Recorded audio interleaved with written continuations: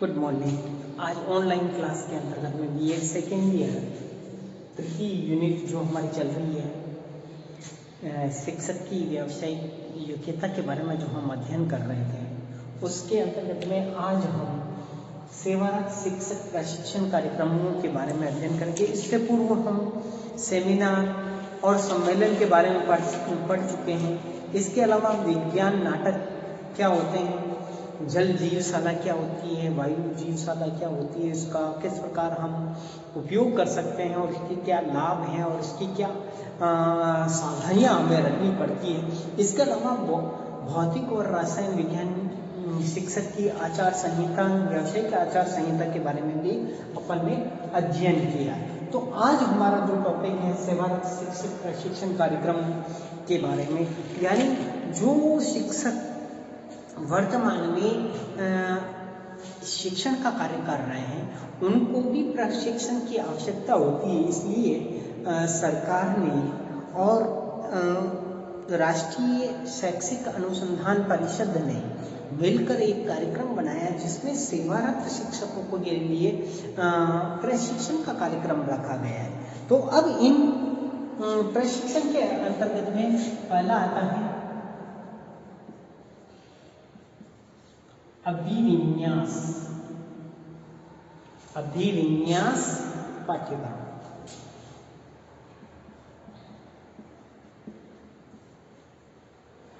इसके अंतर्गत में पाठ्यक्रम में कुछ विशेष रूप से शिक्षकों के लिए प्रशिक्षण देने के लिए एक बुकलेट जारी की जाती है जिससे वह अपना ज्ञान में वृद्धि कर सके और उसमें होने वाले परिवर्तन के बारे में जान सके। फिर अवकाशकालीन, ठीक है, अवकाशकालीन पाठ्यक्रम। इसके अंतर्गत में आपको पता होगा कि शिक्षक प्रशिक्षण कार्यक्रम के अंतर्गत में बहुत सारे शिक्षक प्रशिक्षण के जो कार्यक्रम चलते हैं वह शीतकालीन अवकाश या ग्रीष्मकालीन अवकाश में आपका एक सप्ताह का जो प्रशिक्षण का कार्यक्रम होता है वह करवाया जाता है। इसके अलावा फिर अंतराल पाठ्यक्रम, यह विद्यालय अपने स्तर पर करता है। जैसे कि मेरा पीरियड वीकेंड है तो उस टाइम में वहाँ का जो प्राचार्य होता है या मैनेजमेंट ग्रुप होता है वह क्या करता है, अपने शिक्षकों के लिए प्रशिक्षण के लिए वह लाइब्रेरी में या अलग जगह एक प्रशिक्षण का कार्यक्रम रखते हैं जिससे अंतराल। और आज जैसे ऐसा कोई प्रोग्राम है, संडे है या इस प्रकार के संडे के दिन या किसी विशेष दिन परिस्थितियों को बालकों की छुट्टी रखकर वह उनका प्रशिक्षण का कार्यक्रम रखा जाता है, उसको अंतराल पाठ्यक्रम कहते हैं।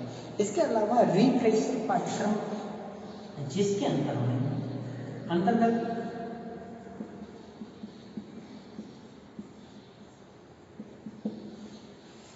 पाठ्यक्रम में नवीन बातों को जोड़ दिया जाता है और उसके बाद में पत्राचार पाठ्यक्रम।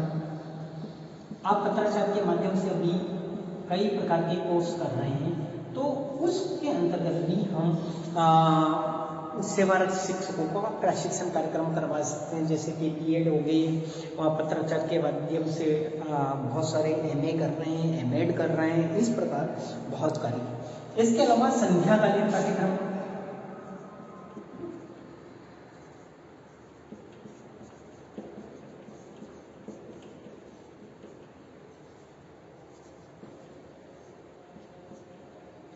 संध्याकालीन पाठ्यक्रम का मतलब यह है कि दिन में आप जॉब करते हैं और आपको पढ़ने का टाइम नहीं है तो उस समय का उपयोग करते हुए शाम के समय आपका वह इवनिंग टाइम रखा जाता है।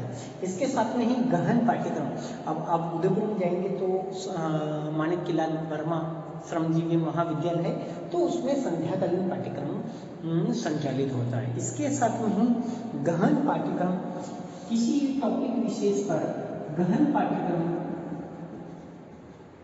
का भी संचालन किया जाता है। इसके साथ साथ में कार्यशाला का आयोजन किया जाता है,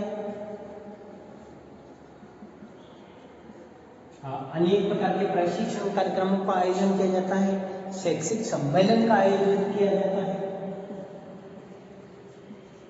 शैक्षिक सम्मेलन, जैसे कि आपने देखा होगा कि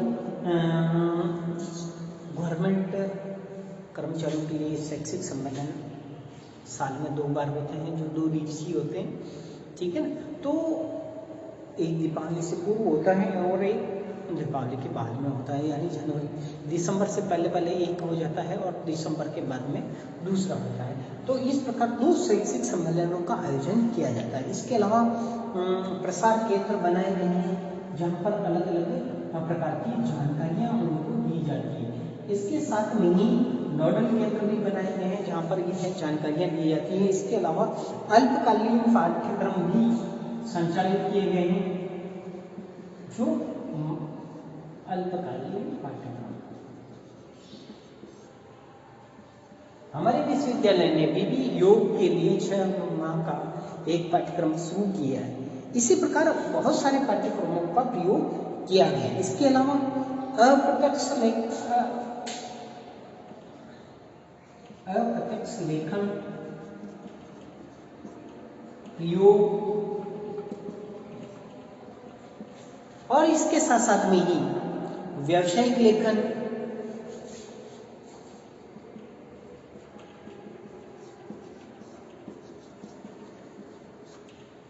और प्रकाशन,